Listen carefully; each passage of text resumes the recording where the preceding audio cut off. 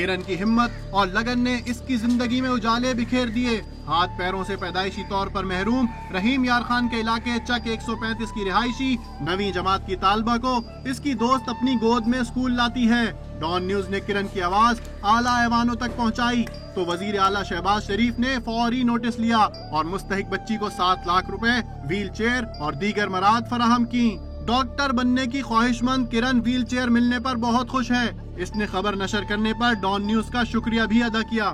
मैं बहुत खुश हूँ और न्यूज़ चैनल वालों का भी मैं शुक्रिया अदा करना चाहती हूँ। पहले मैं मायूस हो गई थी कि मैं नहीं बन सकती डॉक्टर, मैंने इरादा बदल दिया था अपना, लेकिन आज जब ये सब मुझसे इतना वो कर रहे हैं, इंतज़ामिया शहबाज शरीफ साहब इन्होंने इतना मुझसे वो किया है, तो आज तो अब मुझे पक्का यकीन है कि अब मैं डॉक्टर ज़रूर बनूंगी। लीगी MPA चौधरी शफीक ने वादा किया कि किरण के डॉक्टर बनने का ख्वाब पूरा करने के लिए हर मुमकिन कोशिश की जाएगी। हमने उसकी ट्रांसपोर्ट का बंदोबस्त किया है, जो बच्ची उसके साथ जाती है उसका भी ट्रांसपोर्ट बंदोबस्त किया है और उसके तालीमी अखराजात का भी बंदोबस्त किया है।